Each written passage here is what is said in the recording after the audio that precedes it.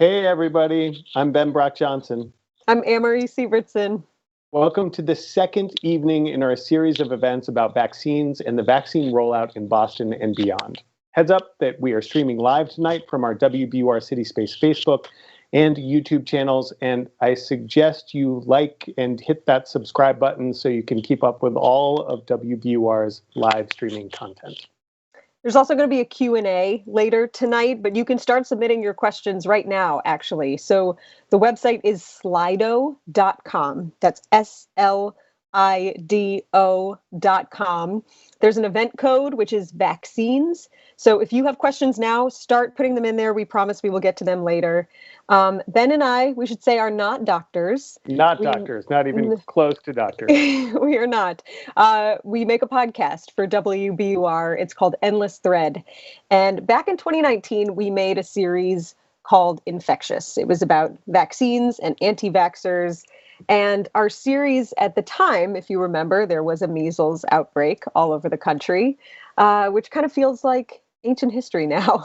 It does, but a lot of our reporting from back in 2019 has felt, unfortunately, shockingly relevant recently, or at least familiar. So tonight's event is about the success and challenges of vaccine distribution.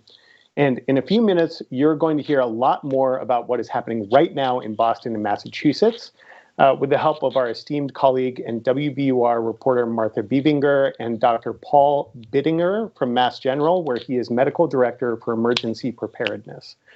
But first, if you will indulge us, Amory and I want to tell you a story, because this moment that we're in right now is scary. It's frustrating and confusing sometimes, and maddening. But it's really important to remember in moments like this that we've been through this before. We have been here before as a community and as a city and as a state. Yeah, Boston has been consumed by a deadly disease. We have used what was considered extreme measures to try and beat that disease. And those measures are admirable, even though they can be messy at the same time. So we want to tell you about one specific example from history that was actually 300 years ago to the year. And we want to share this in hopes that it will remind us all just how far we've come, and also how hard it is to get whole communities on board to fight a disease together. So we hope you're ready. And if you joined us last week for the first event in this series, you may remember we talked a lot about smallpox. But we'd now like to bring it specifically to the smallpox outbreak of 1721 in Boston. The outbreak comes to Boston back in 1721 via travelers on a ship from the Caribbean.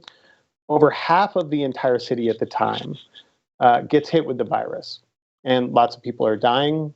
A couple leaders in Boston managed to solve this crisis. And the main guy who gets credit for stopping the virus is a man you maybe have heard of if you're interested in historical Boston. His name is Cotton Mather. And he looks like a real party guy. He looks very cool. But there he is. You should see an image of Cotton Mather. So Cotton Mather, you may have heard of him. What is the history that we know from the history books, if you remember anything? One is that he is credited for saving the city of Boston from smallpox. Another is that he was kind of a child prodigy. He went to Harvard when he was about 15 years old. His father was also leading Harvard at the time, but those two things might be separate. He was a Puritan minister, and he played a pretty big role in the Salem witch trials, which, of course, sent 19 people to their death. He was also a slave owner, and that actually brings us to the person that maybe doesn't get enough credit for helping solve the problem of smallpox in the city of Boston. Yeah, Onesimus. This is the name of the enslaved person who plays a crucial role in this story. And it's not this person's actual name, Onesimus. It is a biblical name given to him by Cotton Mather. The name means useful. It's worth remembering that the pestilence of smallpox, which could kill 30% of a population infected by it, was part of the slave trade too. So when groups of enslaved people were brought to Boston, they were sometimes advertised as already having had smallpox. So owners wouldn't have to worry about them getting sick again. But Onesimus is different. It's not just that he had smallpox. Before he was brought against his will from Africa to the colonies, he had purposely been given the disease within a tradition that the Puritans of Boston were really not familiar with and had no real concept of at the time. So we're going to listen to a little bit of audio from someone that we spoke to in our Endless Thread series, Infectious. This is an epidemiologist named Renee Nahara. And the slave had a mark on his arm, and Mr. Mather said, what is that mark? And Onesimus said, they gave us the smallpox so we wouldn't get the smallpox. And that was very interesting to him. He was like, what are you talking about? Mather says, I gotta look into this. So he sends out letters all over the world to all of his fellow scholars of European descent, of course. He's like, is this a thing? And they say, yep. The letters come back, and people in Turkey say, oh yeah, I've heard about this. The Arabs do it all the time. They take a lancet and they lance the pus out of somebody with smallpox, and they insert that lancet into somebody's arm or somebody's hand. And then those people, if they get a fever, they do get a little bit sick. But if they don't die from full-blown smallpox, they become immune. So this is the beginning of a sort of international exploration by Cotton Mather of all the places in the world that were doing this particular thing that at the time was unheard of in his own community. But in non-European communities, this practice was hundreds and hundreds of years old. So here's another person that we spoke to who's going to talk a little bit more about this practice, which was called variolation. It was the predecessor to vaccination. This man's name is Gareth Williams. He's Professor Emeritus of Medicine at the University of Bristol in the UK. There was a lady in England called Lady Mary Wortley Montagu who had seen this practice being performed in Constantinople. Her husband was the ambassador to Turkey, to the Ottoman Empire, and she saw this being done to members of the diplomatic corps. They had sort of smallpox variolation parties with a little old Turkish lady turning up with half a walnut shell containing smallpox pus, and she would dip a needle into that and scratch it into the arms of the kids. And Lady Mary was so smitten with this that she actually got her own son variolated. So there were examples of this from all over the place. There were examples in Sudan, for instance, where parents of children with smallpox would wheel and deal with other parents who wanted to variolate their kids. And that was apparently called buying the smallpox. So there were examples of this all over the place. And thanks to Onesimus and, using his connections all over the world as a man of European descent whose dad runs Harvard, Cotton Mather decides, let's try to use this method to fight this smallpox outbreak in Boston in 1721. So Mather enlisted the help of a physician named Zabdiel Boylston, who was the only person at the time who was willing to help with this kind of a risky experiment. And you may be shocked to learn there weren't a lot of immediate volunteers for this. So even though Mather was this pillar in his community in 1721, the idea that he's pushing is pretty weird. It's not familiar in a larger white European religious community of Boston. It's also important to remember the time we're talking about here, right? Mather himself, for instance, is on the one hand interested in this explosion of scientific ideas that are taking place at the time, but he also literally believes in magic and witchcraft, and he's a religious minister. His own belief system is kind of mixing these ideas together, these ideas of magic, witchcraft, and medical science all at the same time. And so this idea of variolation, which comes not from the sort of orthodoxy of thought in the colonies, but non-European communities, again, is pretty dicey, especially in a situation where people basically believe that when smallpox comes around, it is essentially the will of God. It's part of God's will that this happens. So there's a lot of pushback as Mather tries to start this big effort of variolating and protecting the community that he's in and fight this disease. There's a lot of pushback to Cotton Mather and Boylston's efforts. And here's our friend, the epidemiologist, Renee Nahara again. Religious authorities got in on it as well, for the same reasons of maintaining body purity, that the body was pure the way it was designed, and why should we mess with something that's natural? So here too, we see the beginnings of anti-vaccine sentiments in America and anti-vaccine groups.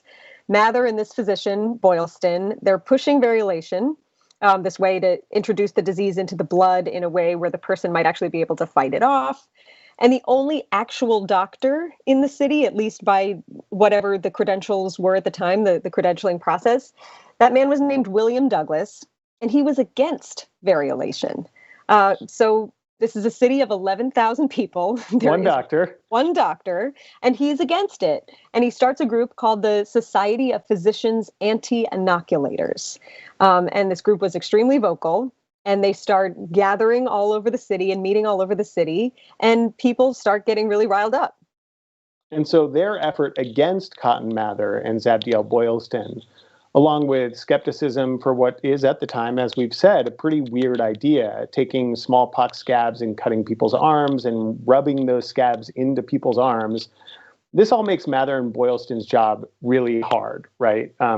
And so they do what at the time seems normal. They variolate enslaved people and children. And these are two populations, right, that in the city of Boston in 1721, they have very little say in what happens to their bodies, these populations, which looking back now doesn't seem normal at all, right? So you have these two competing groups. You have Cotton Mather and Zabdiel Boylston that are taking what they've learned from an enslaved person and from contacts all around the world at this point, and they're trying to implement it in Boston. And then you have this group of proto-anti-vaxxers that are led by Boston's only doctor at the time, William Douglas, by the measurements of the day, at least. And they are pushing back against them. So here's something that Mather wrote in his diary at the time. He kept a diary, read by someone whose voice you just might recognize. I never saw the devil so let loose upon any occasion. People who made the loudest cry had a very satanic fury acting them. Their common way was to rail and to rave, and to wish death or other mischiefs to them that practiced or favored this devilish invention.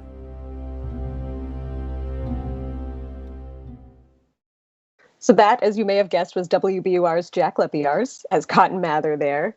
And Mather's work comes to a head when someone who is likely part of this mob, this pushback against Mather's work, throws a firebomb into Cotton Mather's house.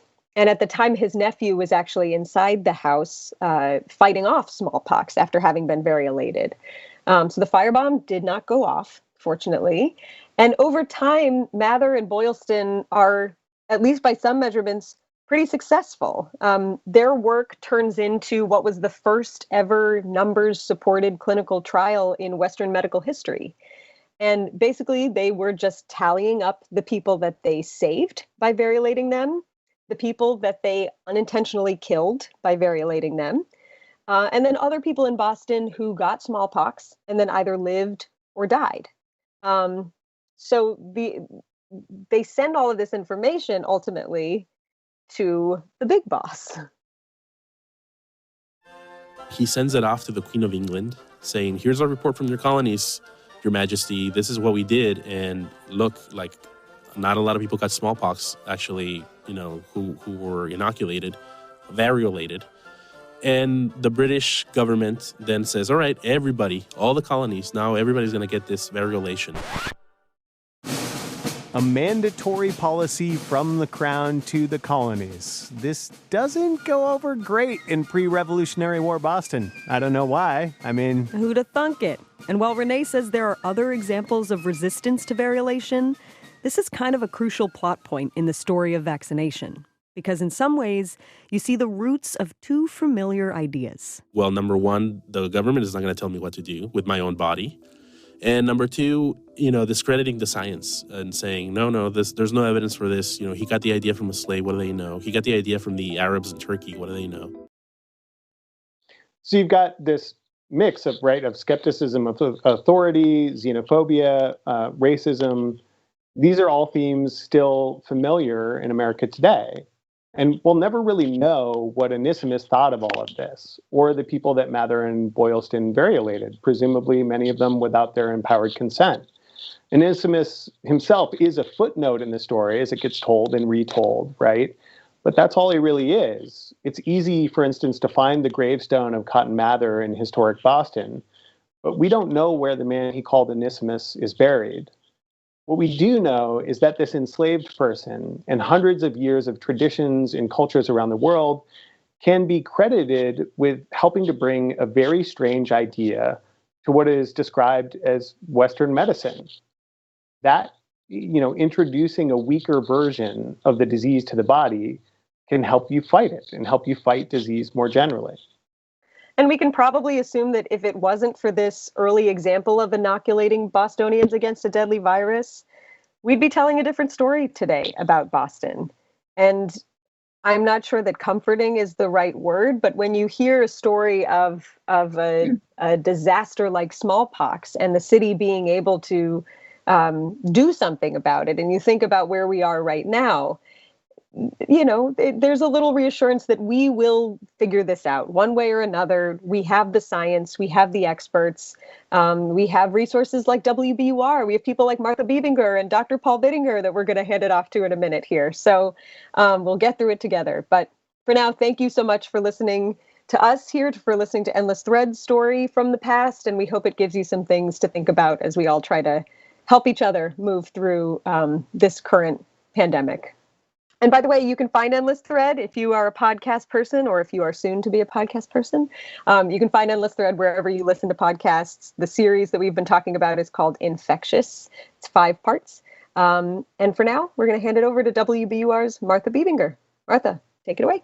Wow, Ben and Amory, that was fascinating. What a great story. What a great start for the conversation. Hello, everybody who's joined us. Thank you so much for being here. We're going to move ahead 300 years now to 2021 and talk about what is going well and not so well with the coronavirus vaccine rollout here in Massachusetts. So we'll answer those questions and hopefully more from you with the help of Dr. Paul Biddinger, who Ben and Amory just mentioned. He chairs the state's vaccine advisory group. His paying job is at Mass General Brigham, where he's the medical director for Emergency Preparedness. Hi, Paul. Thanks for being here. Thank you so much for having me. And of course, we want all of you to be part of this conversation. So as Ben and Amory said, check out slido.com and use the event code vaccines to get your questions in, and we'll feed them to Dr. Biddinger as we move along here. So let's get started. Dr. Biddinger, tell us, who is the Vaccine Advisory Group and what do they do? So the Vaccine Advisory Group was formed in October of last year when we knew that it was very likely there were going to be 1 or more vaccines that received emergency use authorization from the FDA. It's a group made up of epidemiologists, infectious disease specialists, community health representatives, local public health representatives, elected officials, and others. And the idea was to provide advice to the state on putting together a structured approach to allocating what we knew was going to be limited supply. Unfortunately, it was obvious from the very beginning there would not be enough vaccine. There could not be enough vaccine for all residents of the Commonwealth. And so using the other guidance available from the National Academies of Science, Engineering, and Medicine, from the CDC, from other sources, come up with an ethical, effective, equitable, and epidemiologically sound method of distributing vaccine. Okay, and that started in Massachusetts and in many states, actually, with healthcare workers and nursing home residents and staff. Massachusetts added first responders pretty soon. Then we moved into some groups that were some states started to do vaccines by age. Massachusetts focused on some vulnerable groups, people who lived in group homes, homeless shelters, and prisons. What was the advisory group's thinking in making the recommendation that led to that? So I think really equity throughout the entire advisory group's discussions has been a guiding principle. And absolutely, it's true that the greatest number of deaths occurred in congregate living facilities, most concentrated in long-term care facilities. But really extending the both medical and data-driven principle that people in congregate living settings in general are at much higher risk because of who they live with, and that when one infection occurs in a congregate setting, it spreads quickly to others. That really, from a public health, from an epidemiologic standpoint, part of the way to help control outbreaks of the disease was to limit how much vulnerability there was in this setting. Of the largest clusters, as one example, in the United States, more than 80% of the largest clusters of infections have occurred in prisons, showing that when one individual gets infected, it spreads very quickly to others who live in proximity. The governor has said that that very intentional approach directed at these targeted populations is one of the reasons that the vaccine rollout was slower here initially. Did the advisory group know that that approach would be slower?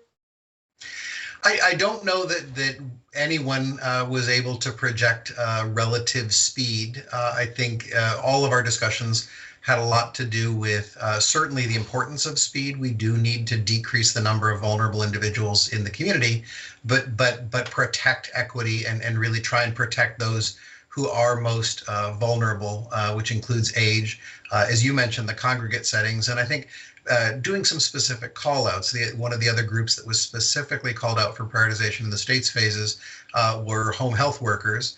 Home health workers as a group often come from racial or ethnic minority groups, often live in some of the hardest hit hotspot communities, and travel from home to home caring for medically vulnerable individuals. And so really kind of all the principles of equity, efficiency, epidemiologic soundness overlap in that recommendation as one example.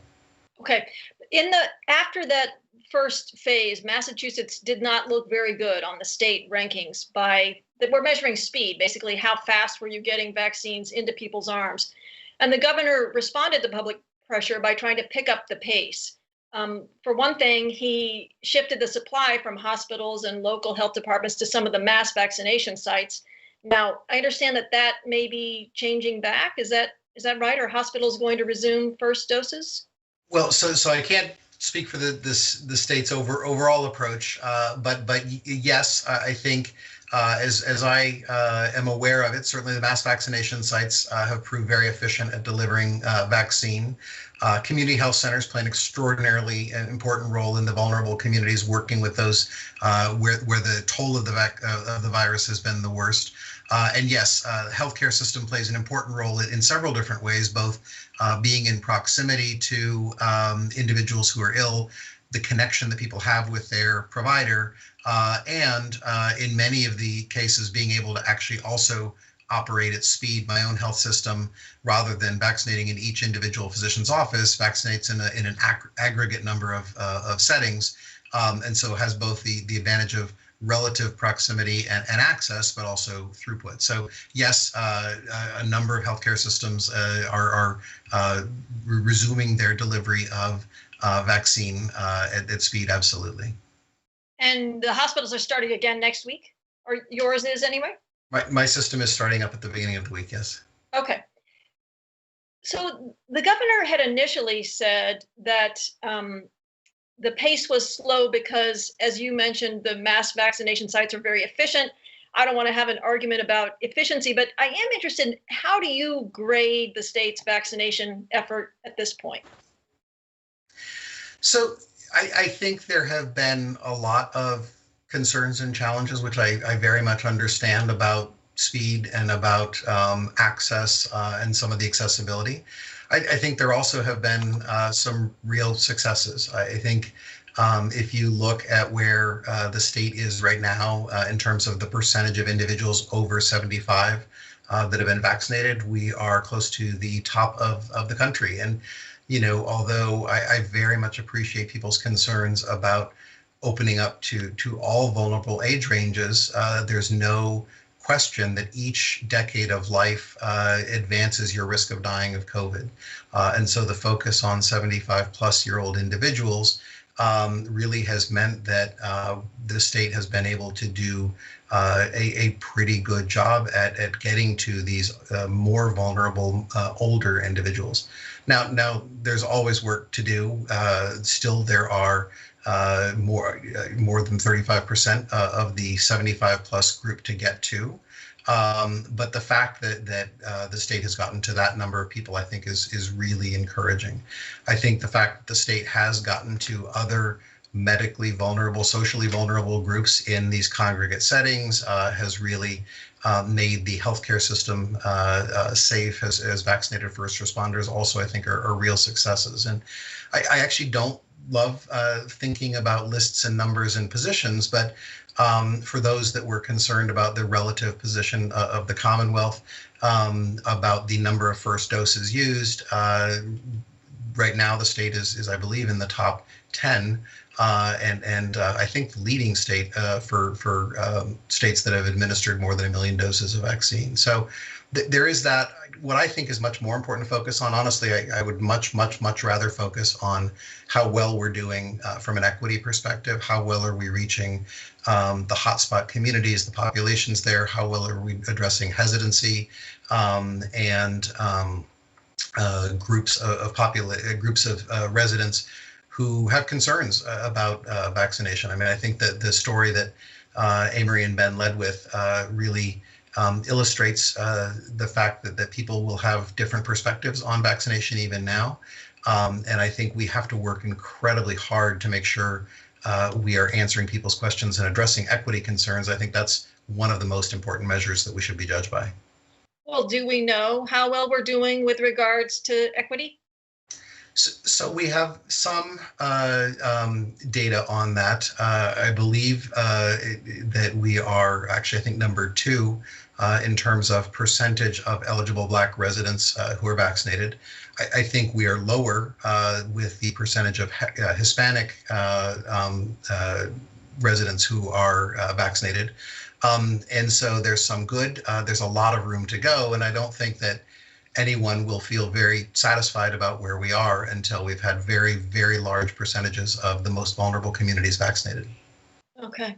So right now, Massachusetts has just started offering vaccines to people who are 65 and older. So now anyone 65 and up, as well as people who live in low-income senior housing and people with at least 2 health conditions that put them at higher risk for a serious case of COVID.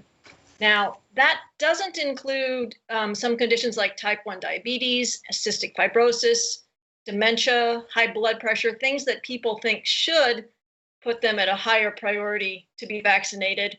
The CDC says they just don't have enough evidence to do that yet, but some states are doing it. Dr. Biddinger, should Massachusetts be vaccinating a wider group of people who might be at greater risk for COVID?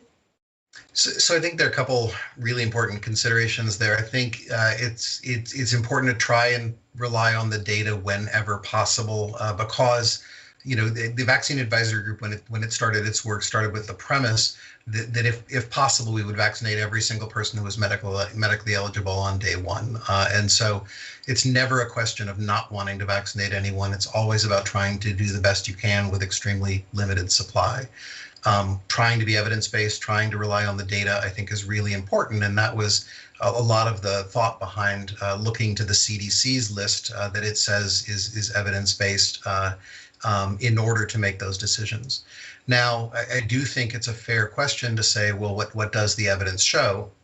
The current CDC list has not been updated in a little bit of time. And my understanding is that the CDC is going through the process of looking at what data has emerged in the last several weeks that may allow them to revisit that list. So I think one of the great challenges, frankly, we've seen across the whole country has been variability in how we act. And I think it would be great for us to continue to try and act more in concert across the country. I think the CDC really is dedicated to using data, using science to inform decision making, and it's definitely my hope that the updates to the CDC list will keep current with what we know, help guide our choices about medical eligibility, and then frankly, also as we get hopefully more vaccine in general, whether it's through expanded supply of Moderna or Pfizer or the addition we expect of Johnson & Johnson or others,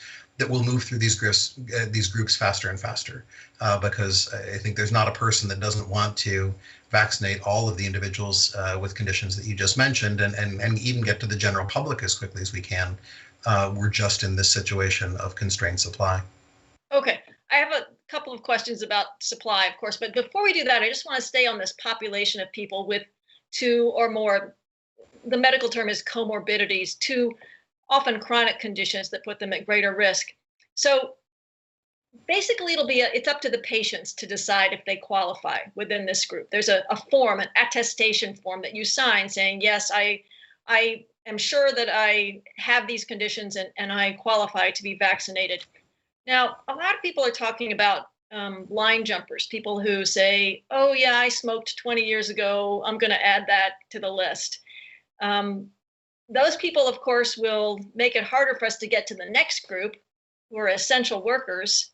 Is it just inevitable that this is going to be sort of messy in terms of figuring out who qualifies and who doesn't? I think there are really challenging arguments on all sides of this. I think there's no question that it's worth being concerned about people who are not honest. I believe that on the attestation form, you do have to sign that under penalty of perjury, that this is what you believe to be true. And I can't say that I know the enforcement of that, how individuals may be selected for verification. But I think there are real equity concerns in making people prove their comorbidities, especially some of the most vulnerable may not have a primary care physician, may not see them regularly, may not be able to access them, and or may have difficulties getting that documentation. And I think in the principle of we want to vaccinate as many eligible people as quickly as possible, putting barriers in place for those individuals that would keep them from getting vaccinated seems like a worse evil than the number of people that might try to game the system. I don't want to be a naive optimist, but I certainly hope that the vast majority of people will follow the rules and will understand what the consequences are, that if they take their vaccine when they shouldn't, that they really are taking it from someone who deserves it, who needs it, and it helps protect them even more. Okay. The next category up is essential workers, which includes teachers. And we heard the governor and the education commissioner say today that they really want kids back in school in person pretty much full time in April. Now, we don't know, or do we know whether there will be vaccine for all of the teachers by then? So I think what we still don't know is what the supply will look like at that time. I think, again, we expect that Johnson & Johnson hopefully will receive emergency use authorization later this week, which means that it could be eligible for distribution beginning next week. There have been some variable reports on exactly what that supply will be. Just today, there was some really exciting announcement from both Pfizer and Moderna about their potential ability to ramp up their production even sooner. So, I want to cross fingers and hope that that's the case, but I don't know that I can say, I definitely can't say for sure what that will look like. Okay. On Johnson & Johnson, it does not need the deep freeze storage that Moderna and Pfizer do. And it's just one dose. Does that indicate that it should be used for a specific group of people or in a specific setting like mobile clinics or, I don't know, schools, something else? Yeah, I think the fact that it only needs common refrigeration is fantastic. I think it's actually really hard to have an apples to apples discussion about Johnson & Johnson with Pfizer and Moderna. There are some people that look at the reported efficacy and want to draw differences, but it's one shot versus two shot. They're really not the same thing. In fact, some people have heard that with Pfizer and Moderna, the current vaccines we have that need two shots, we are starting to learn about effectiveness after one shot of those vaccines, and it looks like Johnson & Johnson is pretty comparable. So I do worry about how people parse the data. I also would say that there are people looking at whether Johnson & Johnson might be the same, have the same effectiveness after a second shot as Pfizer and Moderna. So a one-shot, easy-to-use vaccine certainly fits with maybe some population groups, especially if you have concerns about following up with them afterwards. The homeless might be the most obvious example, but I think there are others, and others, frankly, who don't want to come back a second time, those who would like one shot, great protection, and move on. One thing I would point out, Ashish Jha, who's in the news quite often as the dean of the Boston University School of Public Health, has put out, I think, a nice comparison that shows that in the Pfizer, the Moderna, and the Johnson & Johnson trials, none of the individuals who received those vaccinations during the trials was hospitalized with critical COVID, and none of them died of COVID. So not to say any vaccine can completely prevent the possibility of death, but all of them were very effective at preventing severe illness and death, which is, as a physician, I would say the thing that I care most about. Yeah, I think Ashish is at Brown now, but let me just come back to, are you— Did I misspeak? I meant to say Brown, I'm so sorry. Are you basically saying that if somebody asked you, if I have a choice between Pfizer, Moderna, and Johnson & Johnson, are you essentially saying it doesn't really matter which one you get? So I think they are all effective, and based on what we think we know, and I haven't had a chance yet to review the data that is being submitted to the FDA that will become public in the next day or two for Johnson & Johnson, they are all safe. They're all safe. They're all effective vaccines. I want to be completely honest. I will give my own personal opinion. I think there's a lot that is going to go into this discussion. If someone had offered me any one of those three vaccines, I absolutely would be comfortable and would be very willing to take any one of those three vaccines. I think how we use them and what we tell people to make sure they trust what we say.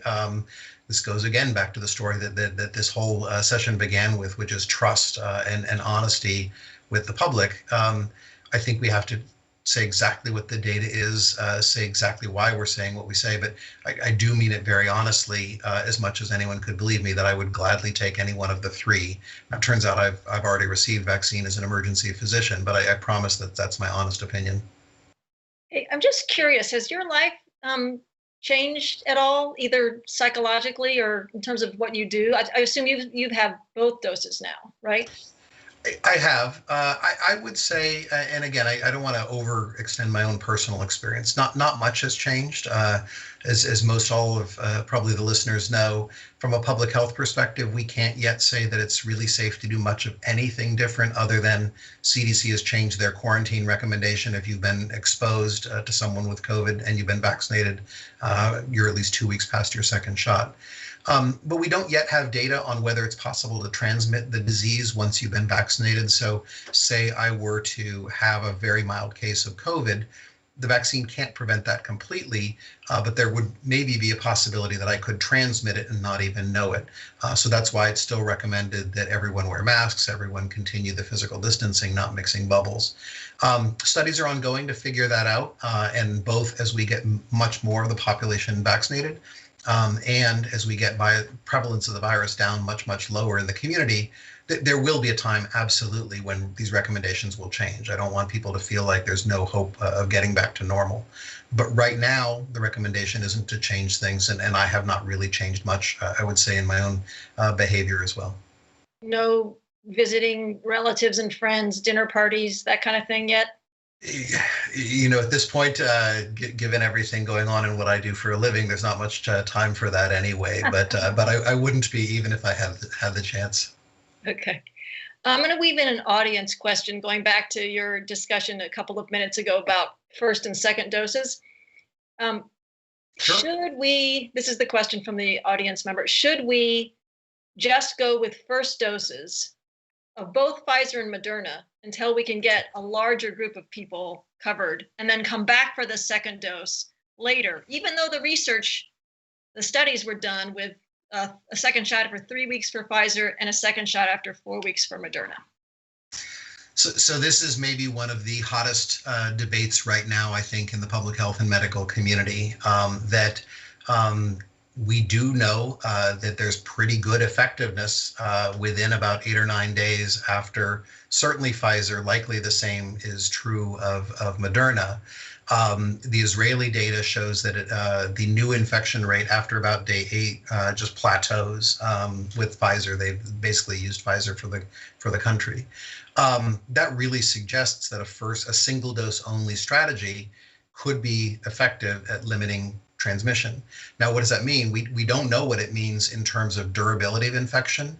We know that second dose really sort of locks in your immune system and is likely to give you much more lasting immunity if you get it.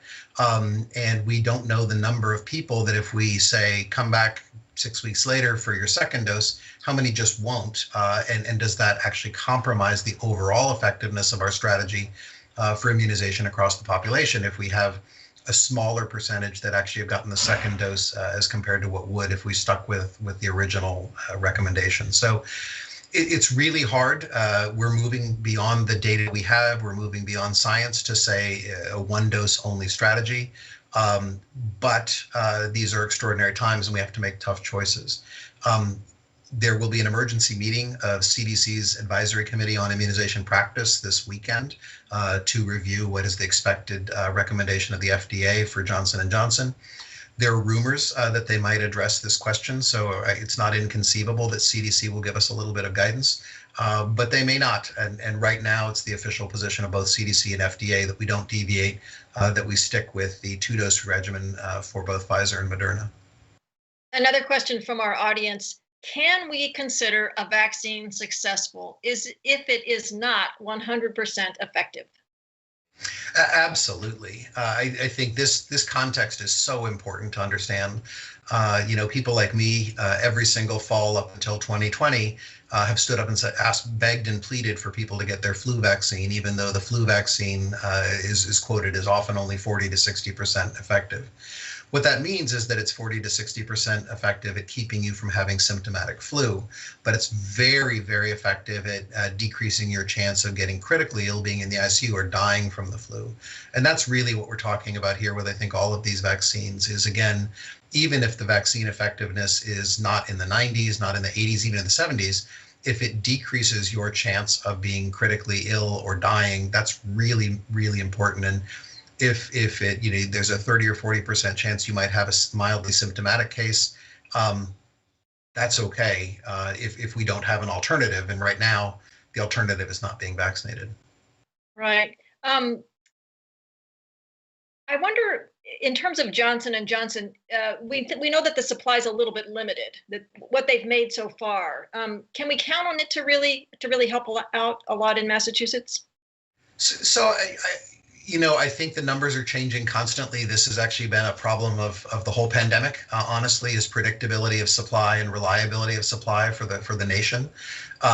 Initially, the word for Johnson & Johnson was the supply would be large and then got smaller and smaller. I don't think initially it will be a major impact. Every vaccine matters. It's why, out of a 5-dose vial, we care so much that we get that 6th dose. Every single dose matters. So it will be welcome and it will definitely make a difference.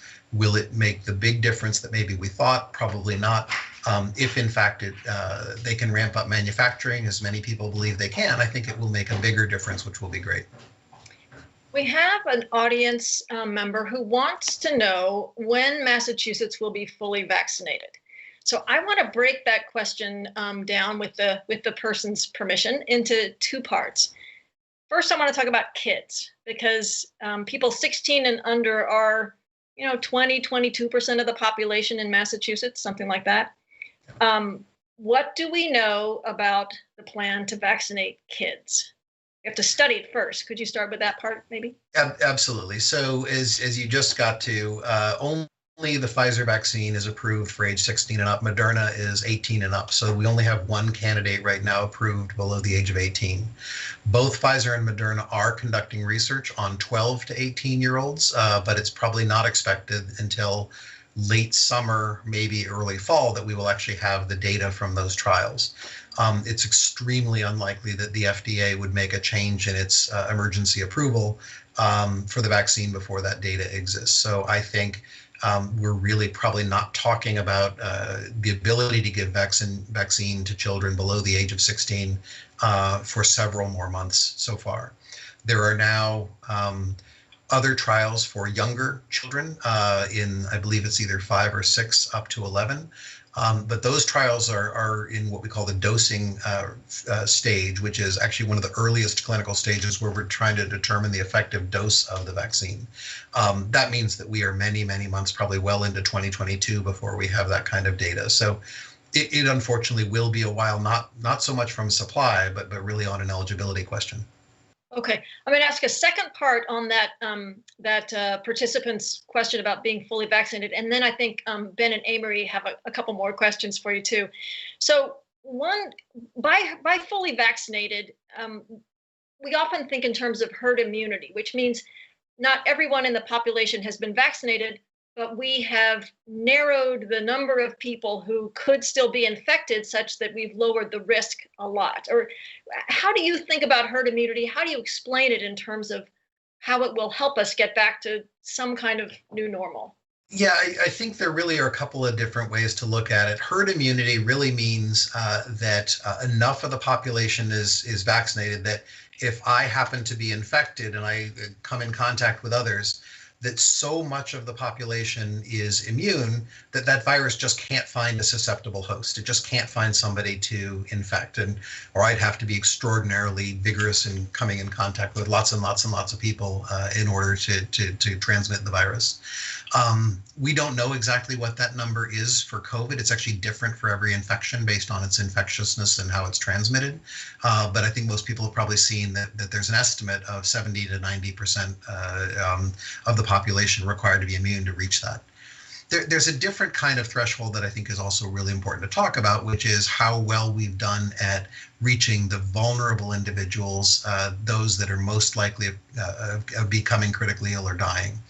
And I think, again, based on age, based on medical conditions, based on other vulnerability factors, the better we do at identifying and vaccinating those individuals, the more likely it is that we really will be more confident in the safety of our daily routine and confident in how we've fought back COVID.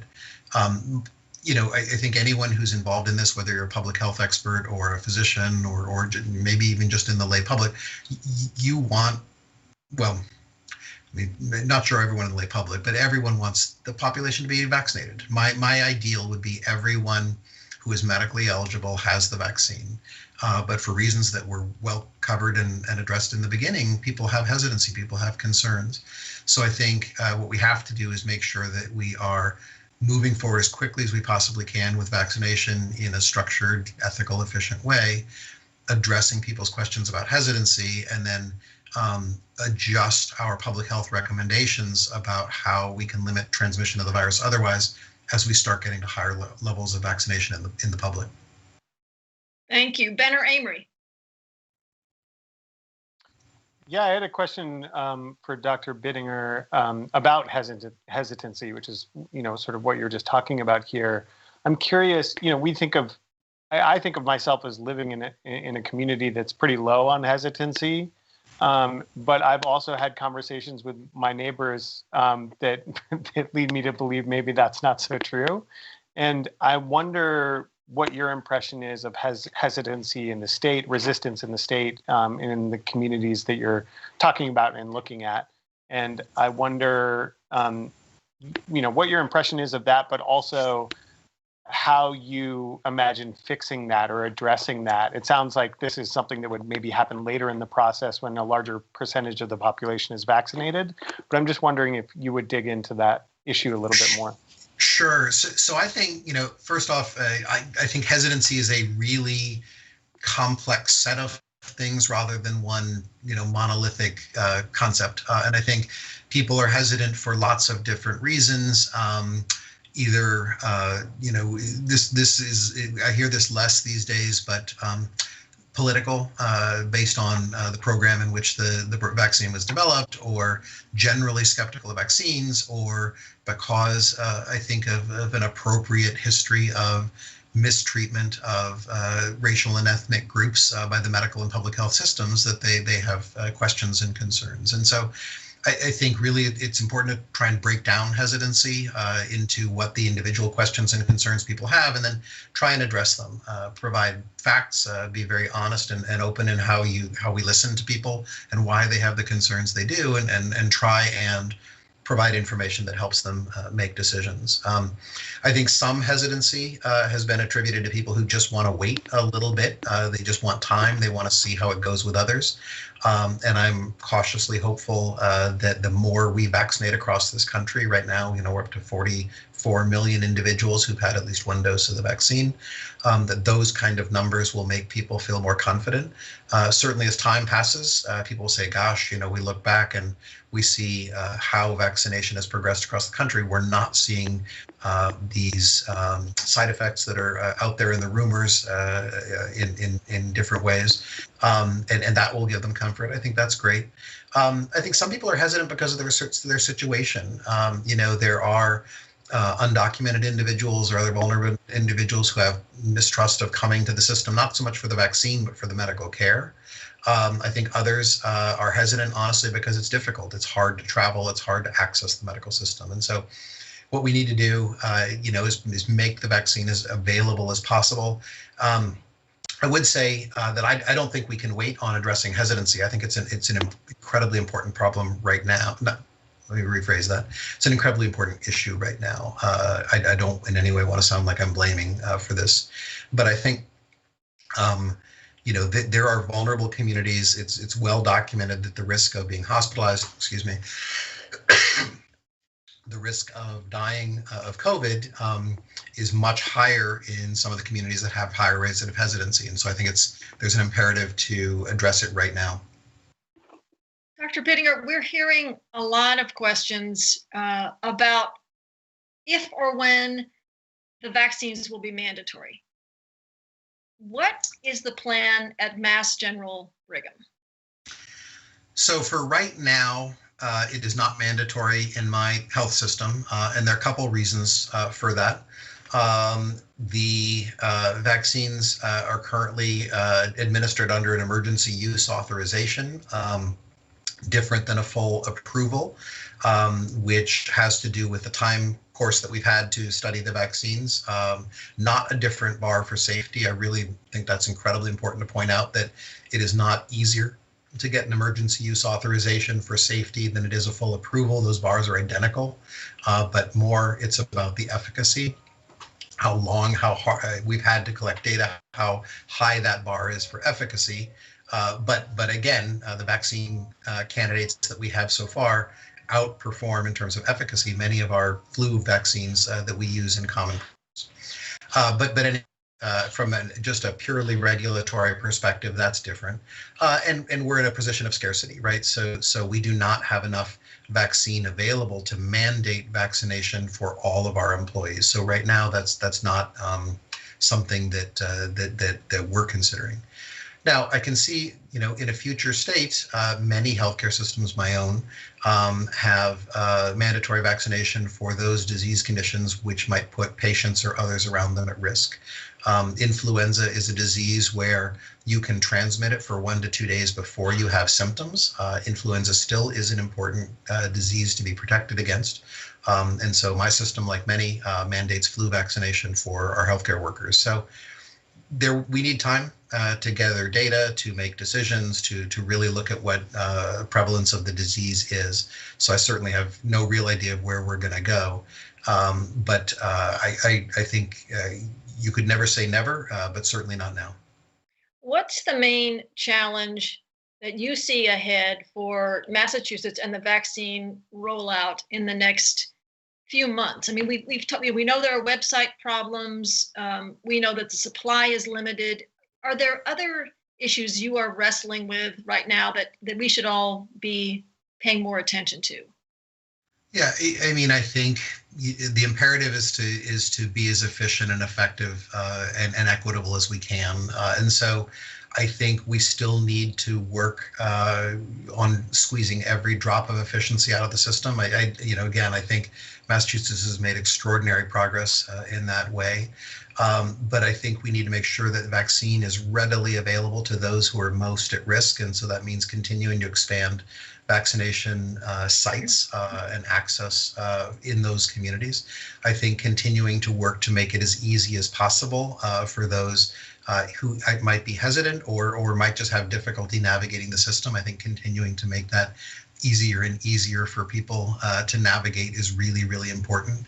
And getting us as quickly as possible to the next priority groups within phase 2, I think are really is really, really important.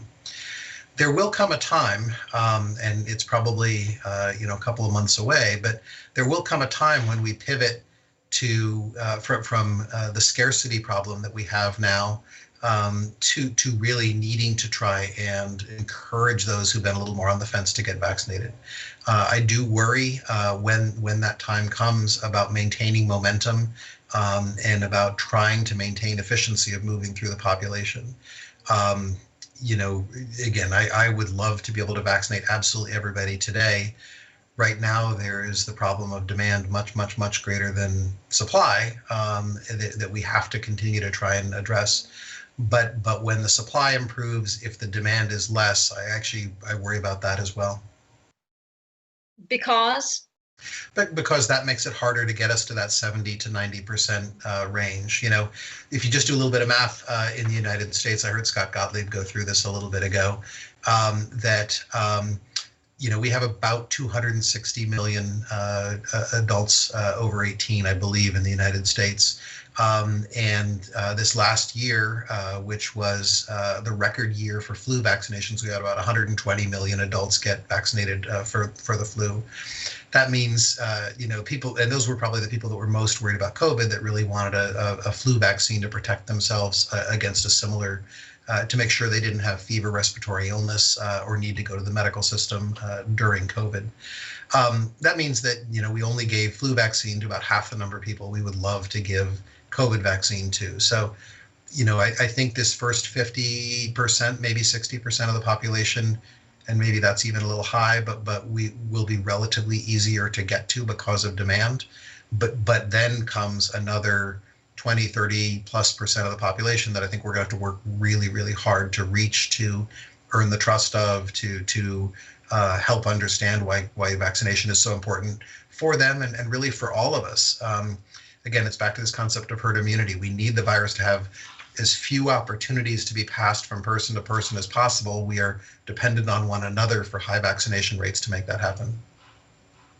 Dr. Biddinger, thank you so much. It's just been fascinating to hear all of your insights. Unfortunately, we're out of time. Thanks so much to everybody who joined and those of you who sent in questions. Thanks to Ben Brock Johnson and Amory Sivertson of WBUR's Endless Thread podcast. We are grateful for your historical perspective on this amazing moment in time. A week from today, on Tuesday, March 2nd at 6 p.m., we'll host the next event in WBUR's Town Hall series on the COVID vaccine. WBUR senior correspondent Deborah Becker will be joined by Dr. Akilah Jefferson. She's an allergist, immunologist, and bioethicist at the Arkansas Children's Hospital. They'll discuss ethical concerns related to the COVID vaccine. You can register and find out more at wbur.org/CitySpace. Thanks to everybody who participated. Have a great evening.